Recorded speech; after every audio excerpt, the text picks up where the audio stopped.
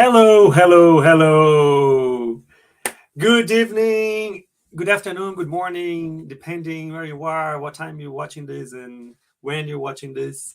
Welcome to Time to Talk, our bi weekly meetings, dates, sessions where we talk about mediumship. Today, as you can see, I have a very special appearance here.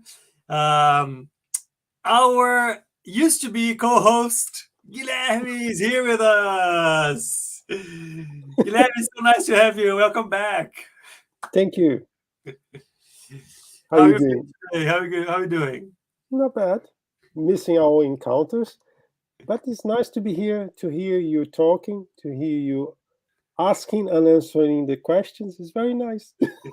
No, today, as a special treatment to celebrate that you're back here with us, I'm just gonna ask questions. I'm not gonna answer anything. I'm Ah. gonna leave everything to you. So we're gonna do something different then.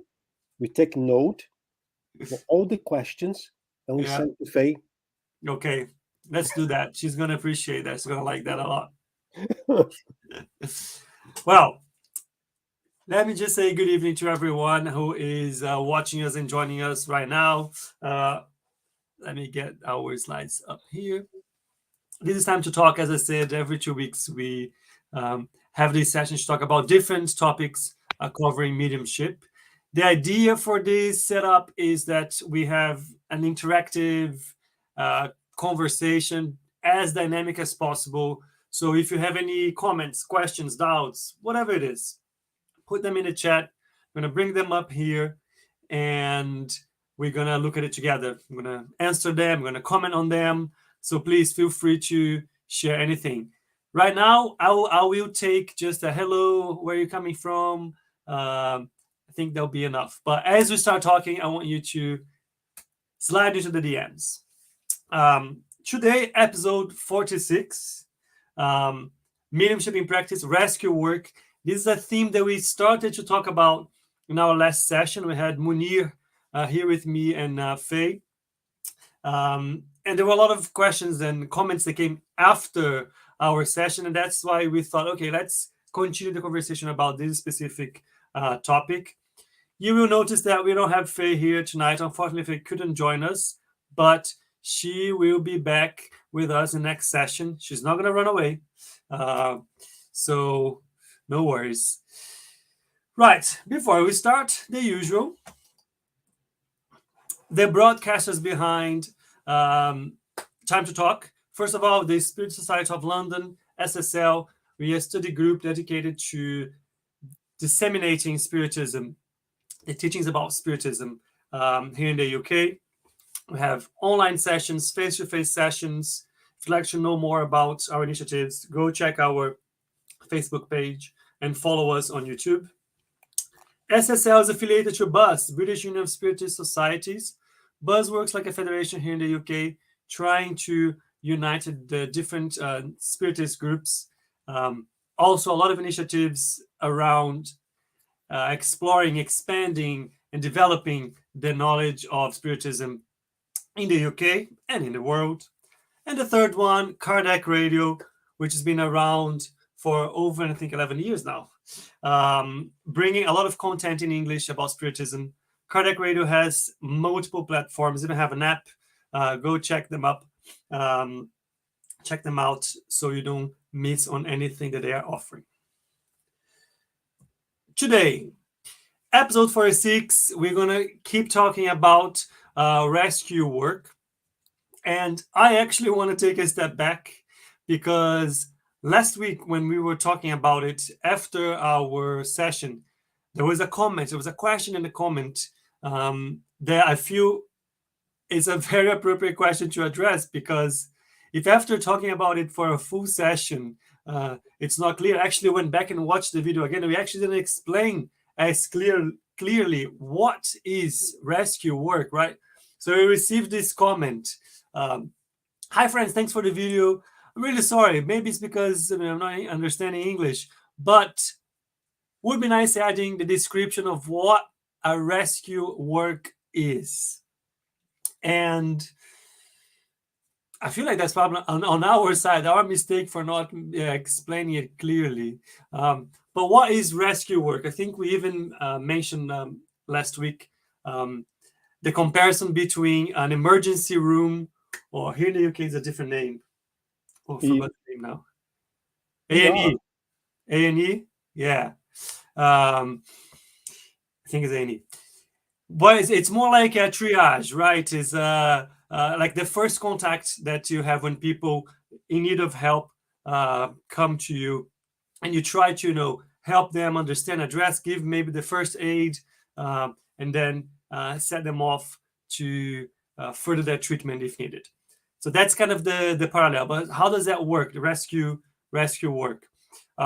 Pretty much what we have is we have a setup in a room where we have a few mediums that have extensive mediumship, and they are able to either perceive, see, understand the spirits, and they describe what the spirits are either telling them or seeing or feeling. And then we have some other mediums that are able to lend their thoughts and their voice, and the spirits can talk using their body, their mouth, their phonetic systems, let's say. And so we have a group of mediums receiving the message and being an intermediate for those spirits in need. We have a group of counselors or indoctrinators and so on. They are the ones talking to these spirits, trying to understand the situation they're in, what they're feeling, what they're going through, to help them understand the situation, help them visualize and see and perceive what's going on around them, help them see that there's treatment for them if they need treatment, and to understand a bit better their situation and guide them to come out of this crisis or this emergency situation that they see themselves.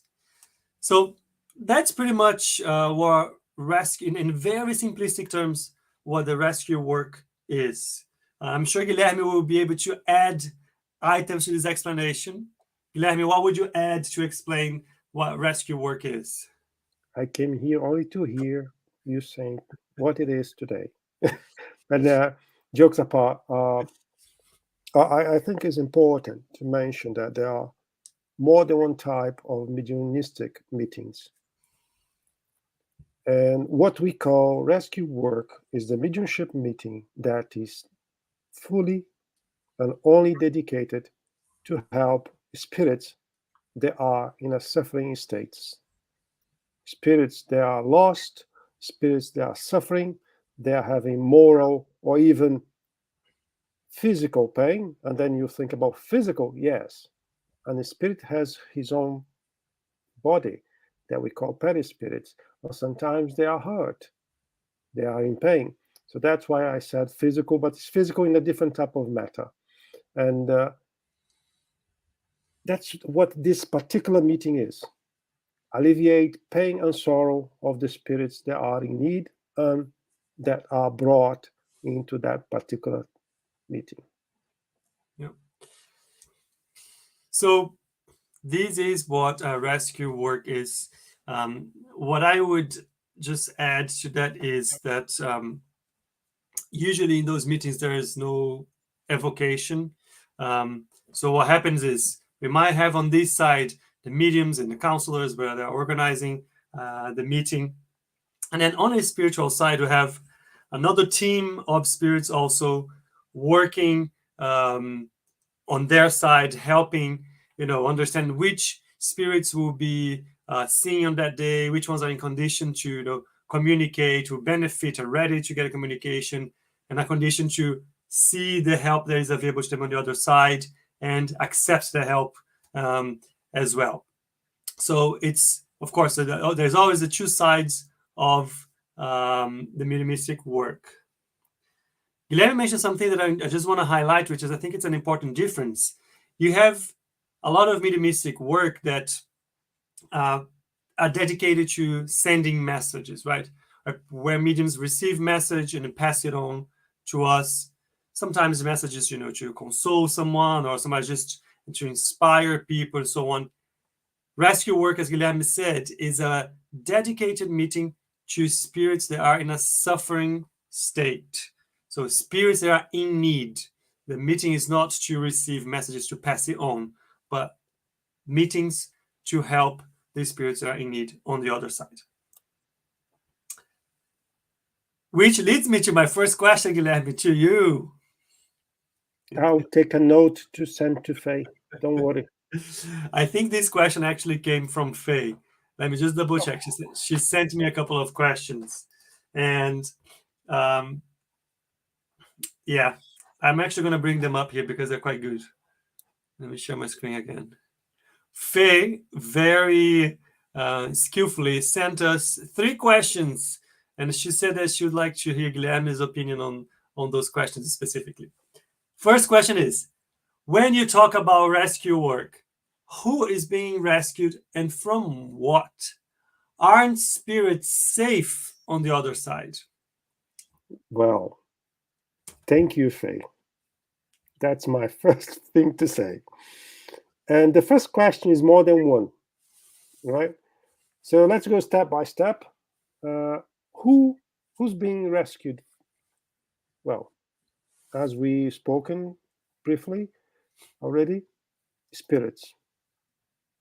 Human beings that after being discarnated are in a status that needs something. Actually, we all need something, right? But sometimes what we need is more critical. We may need someone just to listen to our sorrows, but we may need someone to point us to the right direction, to give us suggestions, advice. We may need that someone may come to the meeting hurt, bleeding, in pain. What would you do in that situation? Would you ignore that the spirit is in pain?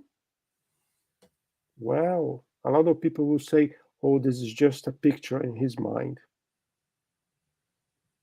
It's not really like that, but I respect your opinion if you think like that. And hopefully, when you go to the other side, you will see everything is working fine. But basically, that's it. The first part of the question is that spirits, human beings that after being discarnated are in need of some sort of support. And from what? Basically, as our spirit is a consequence of our choices, what we did and what we do, basically we try to help them from themselves most of the time. Most of the time we try to help the spirits from themselves. But sometimes they are suffering actions from other spirits as well, right? But I would say the great majority are spirits suffering the consequences of their choices. What brought us to the scenario that we need to look after ourselves now, not leave that until it's too late. Aren't spirits safe on the other side?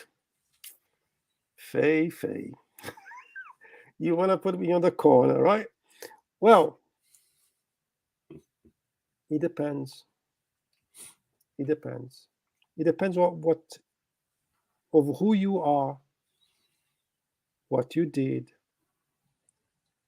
the choices you had, what you have done in your previous incarnations. If we did everything all right, yes, we'll be pretty much safe. If we didn't, we may not be that safe. Depending where we are, because we all will be attracted by the same level of vibration that we have, we may be in some areas that are not nice to be. We may be how can I say that without saying much? And we may be facing people that we were not very kind in the past. They want to have a go with us. So that's why I said it depends. Depends on who you are, what you did. All right. So, are you happy with the first part of the question, or the first answer? Yeah. I wanna add a couple of items before we go to the next one, because you were talking about help with the new physical body, let's say, to their spiritual body, and I wanna refer to, I think we had a few sessions where we talked about perispirit a lot, and we mentioned that um, there's a more subtle body that is, when we passed, we carry with us as pretty much the copy of our physical body in the moments that we passed. And imagine sometimes people go through problems or illnesses or even traumatic experiences where they, part of their body is compromised in the moment of death. When the spirits go on the other side and they realize that they are not dead, they're actually alive, it's a bit difficult for them sometimes to understand, oh, but am I alive? Am I not? I thought I died, but I'm here. And they carry with them also the impressions that they had from their body. So there's still that pain here or problem there, or it's hurting here or missing this part and so on. And on the place, let's say, where they receive the rescue, this place will allow them, just like in any hospital, to heal those sensations, to understand, first of all, what is behind that. How is that possible? If they died and they're alive, and if they died, how do they still feel the things that they felt when they're present? So to understand how and why those things happen, and how to treat them on the other side, right? How to recover, how to get over, how to heal. Rafael, there's one thing as well. Yeah. The great majority of beings after discarnated, they don't even realize they are dead. Why is that? I still have my face, my nose, my hair, my hands, I'm still the same. And for me, I don't feel a difference. I have lost my true physical body. The flesh and bone is gone. But I still have my spiritual body. That for me is like my physical body, because I can touch, I feel pain, I feel why I'm dead? Am I dead? No, I'm not. I'm still running, I'm still talking, I'm still doing everything. So the great majority of spirits don't even realize they are in a different place. Yeah. So on top of helping them with the physical side, there's this other element, which is helping them get around the idea of what is going on in that sense that Guilherme just mentioned. Let's go to the second one. But before I go to the second one, I still have some friends online. I just want to say hello to them, and I want to ask them to please feel free to type in comments, type in questions, share your stories, and you'll be able to bring them up as we speak. All right. Faye then went on to ask, what does an indoctrinator do? Sometimes I say counselor because I know this word is a bit triggering. But it's the same thing, indoctrinator or counselor, at least when I'm talking about it. Is any training required or available? Why is it important to have an indoctrinator at a mediumistic meeting? Guilherme. Faye is cheating. She said she had 3 questions, but I count 6 so far. But what an indoctrinator do? let's go to the early indoctrinators. At that time, they seems to know a lot of the gospel. And they used to try to talk to the spirits using the gospel. But the truth is, many spirits are not prepared yet to listen anything related to the gospel.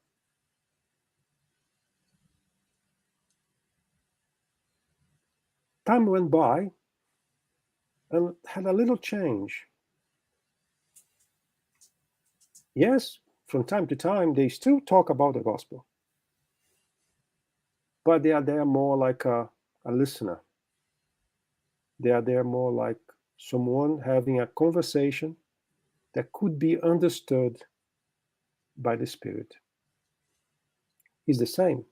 If we get Einstein to speak to someone that's on the field plowing, that person will not understand anything unless if Einstein start to talk with the person, the farmer, with the words in the way he can understand. So what does an indoctrinator? He's there to welcome every spirit to the meeting, to listen to what they have to say, to ask them what the meeting or what the group could offer them, and perhaps give a shoulder like a friend do. Give some tips, make some suggestions. So that's basically what an indoctrinator do. We can go a little bit beyond that, but I think for the purpose of the question, I think I will stop here. Do you want to say anything about that, Rafael? Yes. I like to think about there's always a parallel between the work in the spiritual realm and the work that we see here in the physical side, right? And in the mediumistic work, it's pretty much the same thing. And in the same way that if you find somebody, if you're in a position where you're trying to help somebody to get through whatever issue, challenge, difficulty, confusion, as you would do as a counselor, as a mentor, as a coach, it's similar in a sense. Of course, there's an element here related to the gospel and the moral teachings and Jesus as a model and so on. There's an element of that, but in many cases, even before that, there's an element of people facing their lives, facing their reality, understanding the situation that they are in. So the role of the indoctrinator or the counselor is based on how the interaction is going, the situation of the spirit that is talking in that moment. You need to find ways of help them and guide them to understand what they're going through, and more importantly, how can they by themselves move on. What should I do from here? And they will help them get there, but by themselves, right? I think we guide them in terms of questions and explanation, but in the end, they need to make the decision themselves. That's all. Rafael, I remember one thing that I said in a lecture. Let's do a test here. If you are at home and if you have a hammer, we can do a simple test here. I know that example. Yeah. Yeah. You have 5 fingers, right? Choose one. Index. Put on the table. Get your hammer. Bang in your finger, right on top of your nail. And we will start to talk about the gospel.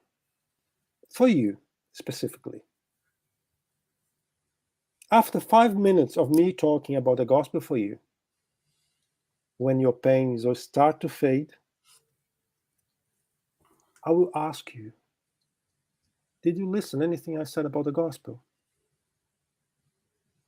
Very unlikely. And so many spirits coming to our meeting in that status, in that condition, with a lot of pain. So what they want? Alleviate their pain. That's the first thing we should do. Right? So now let's go for the second part of the second question. Yeah. Is any training required or available?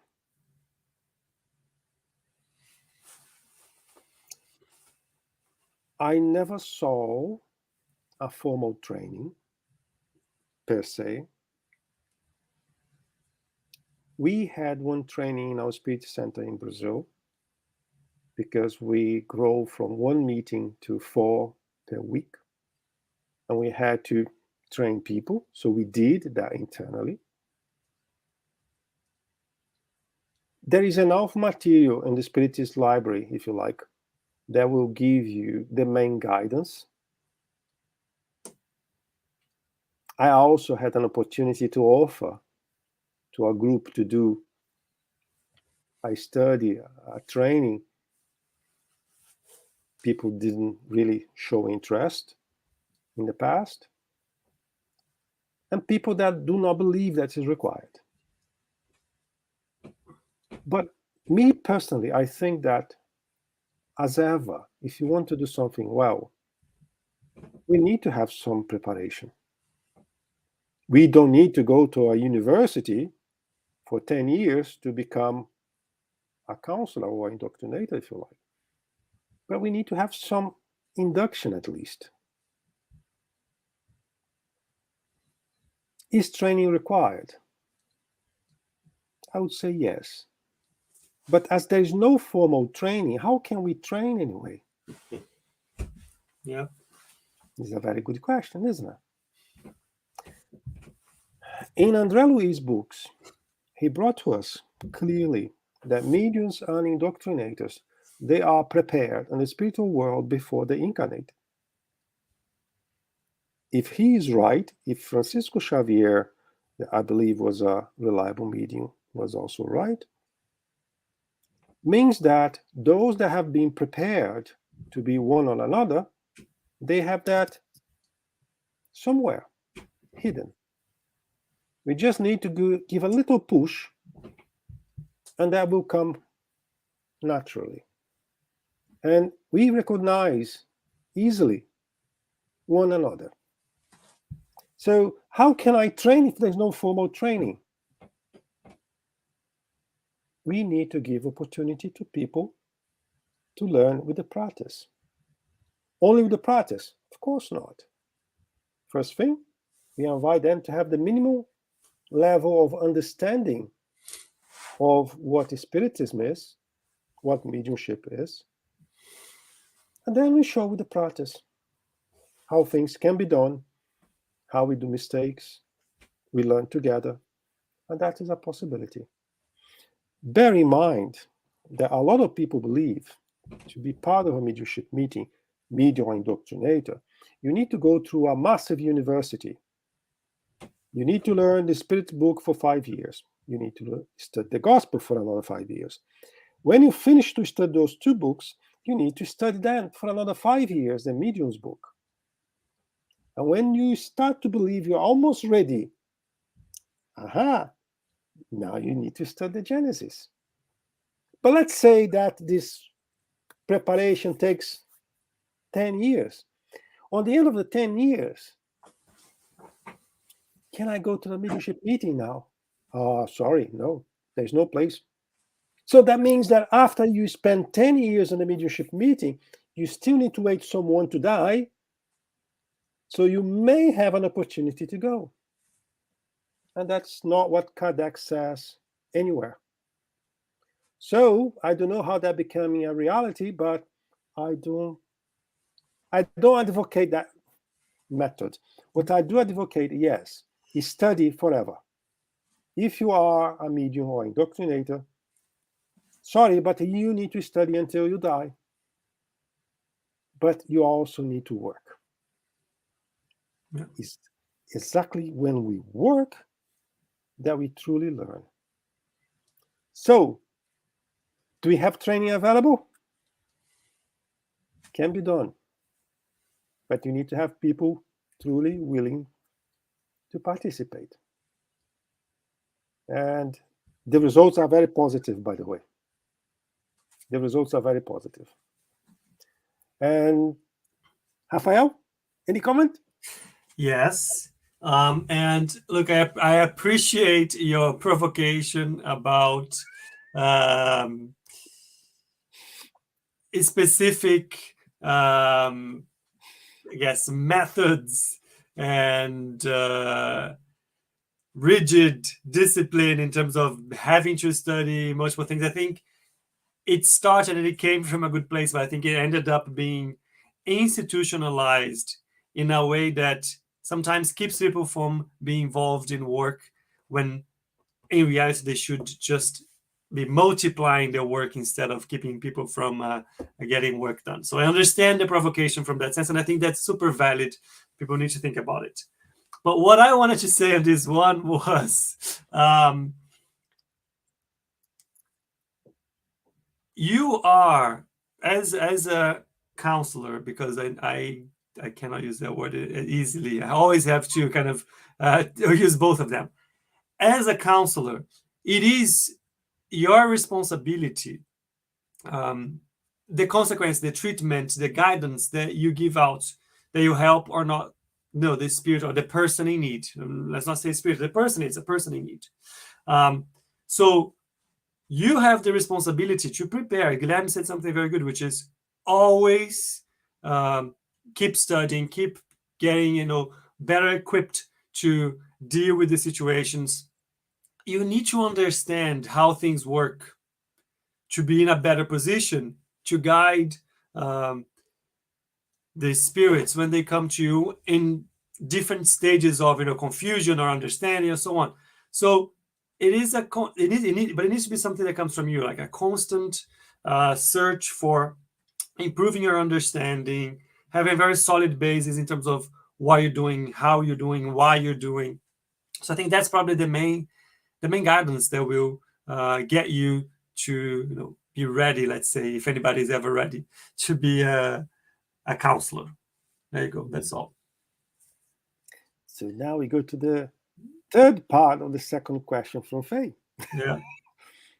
Why is it important to have an indoctrinator at a mediumistic meeting? Good question.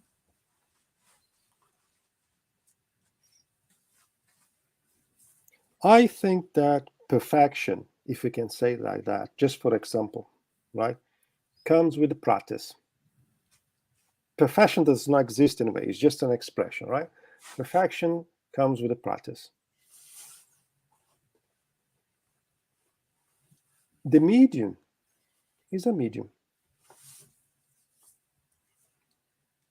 And we need someone to talk. We need someone to welcome.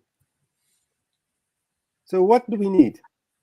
We need someone with that profile, willing to receive the spirits and to try to direct them with several possibilities.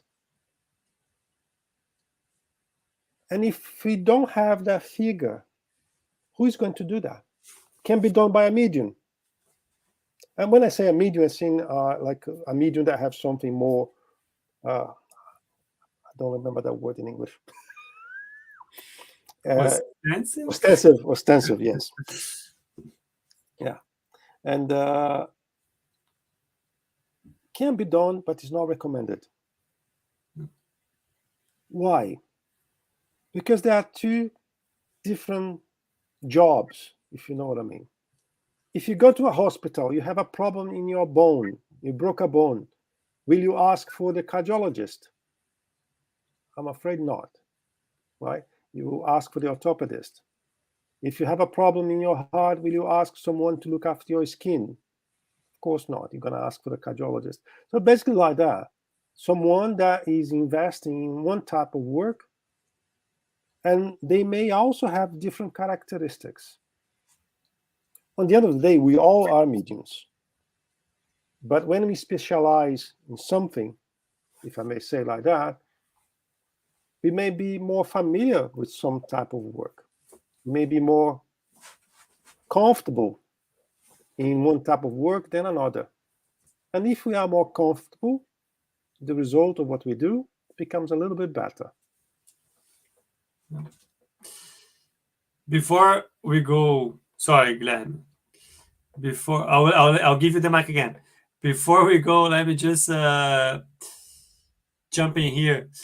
When we there's actually a question here. I think probably I should be asked the question before I make the comments. Question is, why would a spirit need the rescue in a mediumistic session if we have other spirits on the other side, with the ready to help them and give them the treatment and so on? Mm-hmm. Because I think that is a good and important, there's an element here that helps explain why you have an indoctrinator in the meeting as well. Rafael, there are even spiritists that believe they don't need to have spirits in the mediumship meetings because they can do everything in the spiritual world, right? I've seen spiritists advocating that. But in reality, we need to study a little bit more to understand the whole mechanism. Some spirits, they are so dense on the spiritual world that they cannot even perceive the benefactors or the spirits around them. They need to have assistance closer to the matter, to the flesh and bone, to allow them to perceive that they are talking to someone, to allow them to perceive that someone is helping them. But a lot of people don't believe that. And sometimes they use that even as an excuse not to do the job, not to prepare themselves to do that kind of support, that kind of rescue work. But it's down to the density of the spirit. If the spirit is light, yes, he will see spirits that are on the same level as he or she is. If it's too dense, too materialistic, too materialized, if I may say like that, he won't perceive any spirit around him. But he or she will be able to perceive us. That's why we mediums are required. That's why we should consider seriously this type of work as a true charity with the spiritual world. Because we have to remember, today we are here, tomorrow we may be there, praying, hoping to find a place where I could be listened, a place where they will heal my problems. Find a place where I can see someone, I can talk to someone. And that's the first step. And when we do that little click, yes, then the spiritual world, the benefactors, the workers that are there waiting to start to do the job with them, they can take over. But that first click can only be done with the assistance of a medium. Did I answer your question? Yeah, very good. I have a couple of comments here I want to bring up. I want to say, first of all, hello to Marco and Daniel. They sent us a couple of comments. When we were talking about when you get to the other side, what kind of situation we see ourselves in, and you were saying that it depends on a lot of things. It depends on what you did in your life, your the actions you took, the thoughts you had, all of that, the decisions you made, and etc. And then Marco just agreed with you and said that the other side the spirit go to, it's according to their behavior, right, on earth. And of course, they have the help from their mentor and the guardian angel, which, by the way, I would say we all have our mentors, our guardian angels there to help us, but they cannot save us from ourselves. If we make the decisions, if we go the wrong ways, we need to deal with the consequences of the actions that we took. They will still be there to try to help us and guide us, but we're going to have to find our way out of the situations we created for ourselves. And the next question from Danielle. No. Just a minute. Yeah. I would like to elaborate a bit more about the word behavior mentioned by Marco. Yeah. Behavior means what I speak. Behavior means what I eat, what I drink. Behavior means what I think. So this is very complicated, and no one is perfect. But those four things are directly related to our condition on our arrival on the other end. Interesting that you said that, because I remember talking to a friend when they first getting in contact, with the teachings from Spiritism, and when they start to hear about, it's not just a matter of acting right and doing the right things, but also what's in your thoughts. Then kind of was a penny drop moment, and they realized, oh no, there's a lot more that I need to work on. Then it's not just like what people see from the outside, but also what people don't see that's going on in our minds. Cool. Can I go to the next one? Okay. Daniel, because we were talking about going back to the rescue work, Daniel is asking a question because we were talking about how on the other side, they're going to have the spirits, they need to make their own decisions, make their mind, and etc. And he's asking, does all treated or rescued spirits are in full agreement, or are they aware at least of the rescue process?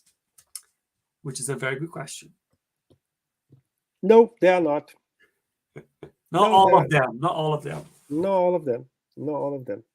So, first of all, let's go for the agreement part. Now, some of them, they really don't want to be helped. Some of them are very unhappy to be brought into those meetings.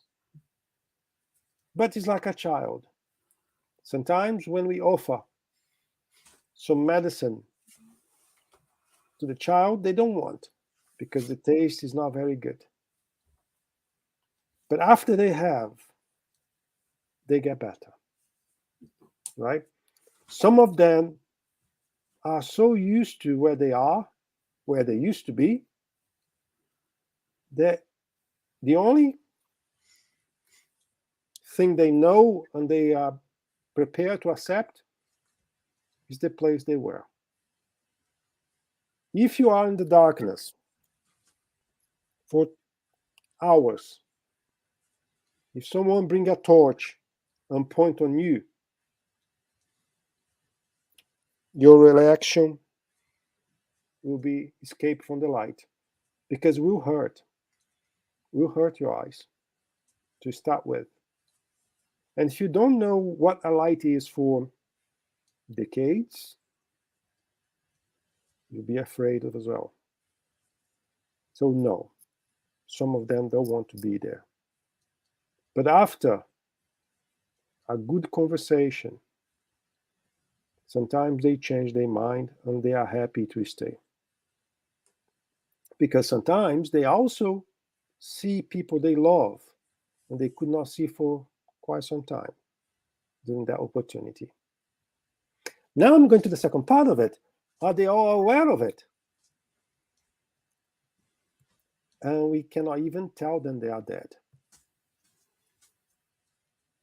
Sometimes the spirit discarnated, that being discarnated, he does not know he's dead.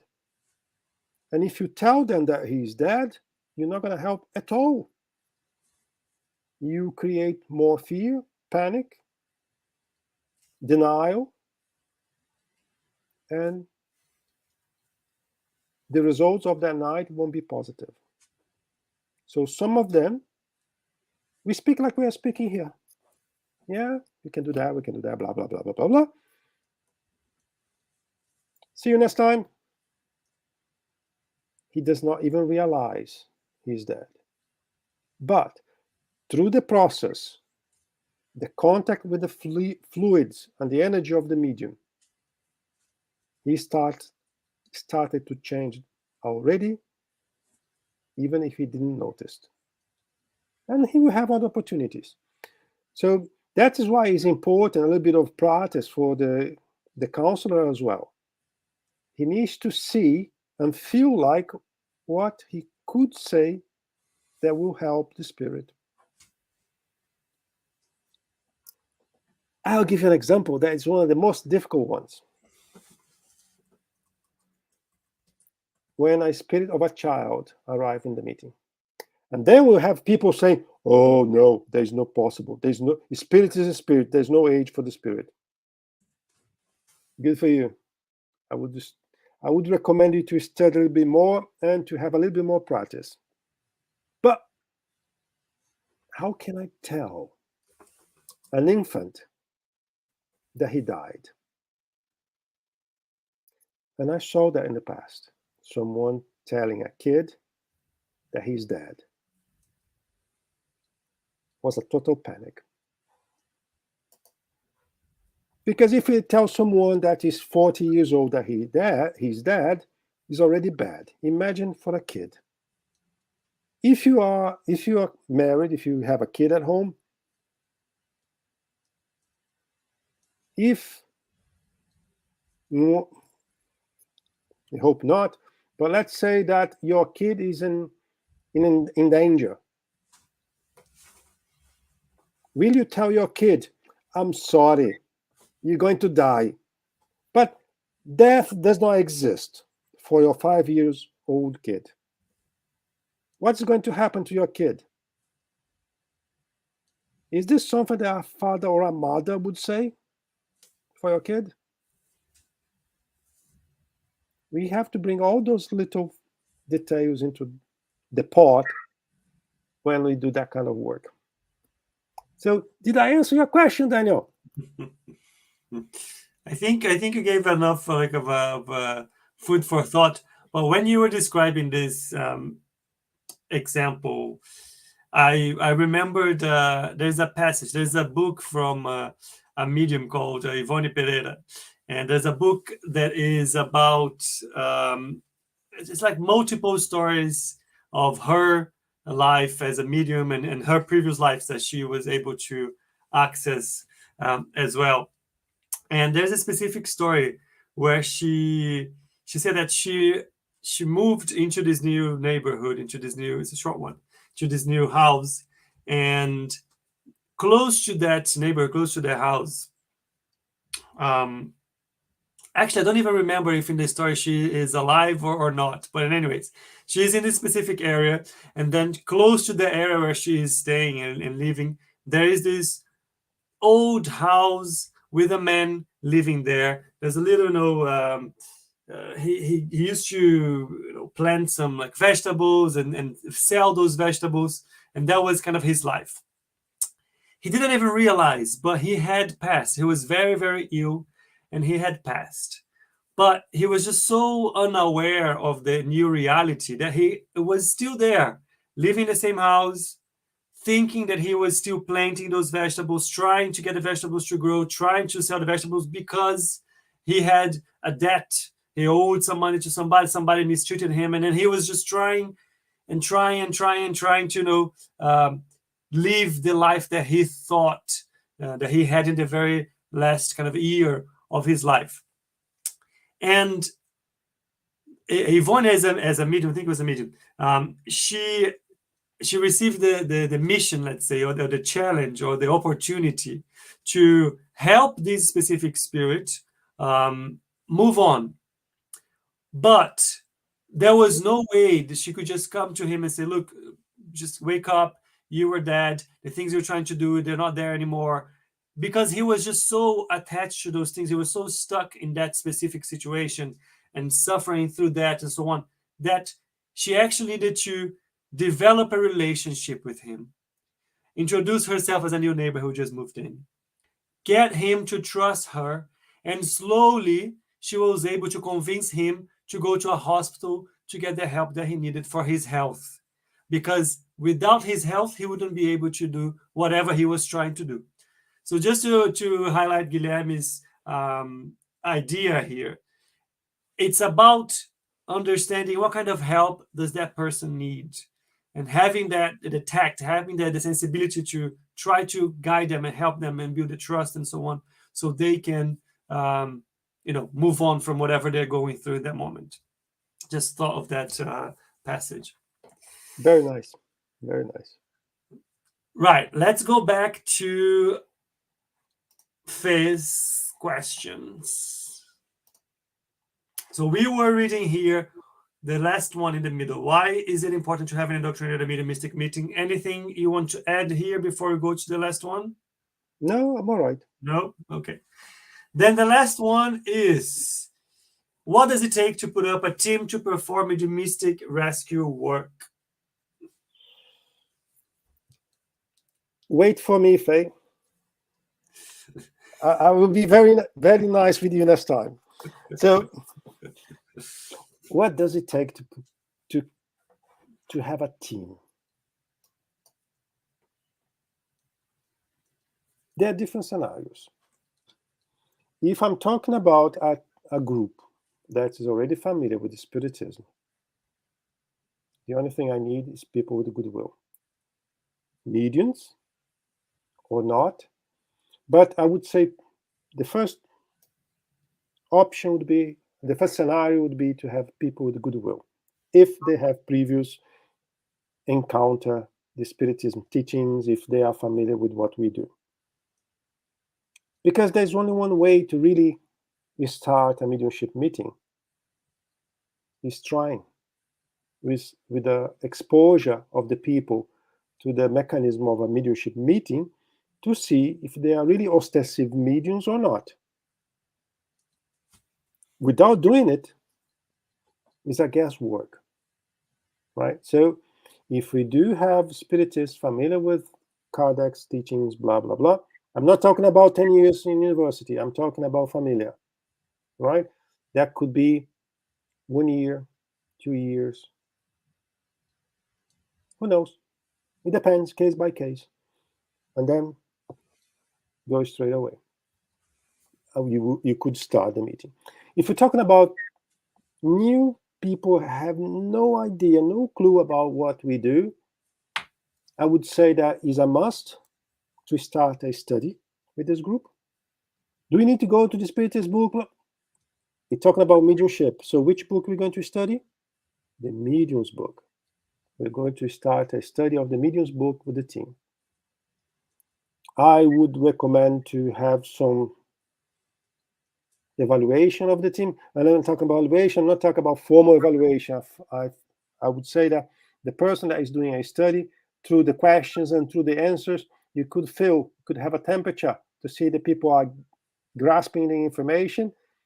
And through the questions, you will know if the person has some level of mediumship or not. Because you will see in those studies that people start making questions. What about that kind of noise? I had that experience. And then you start to have already a paint that you could work with. Remember, in any scenario, study forever is a must, right? If you're talking about a beginners meeting,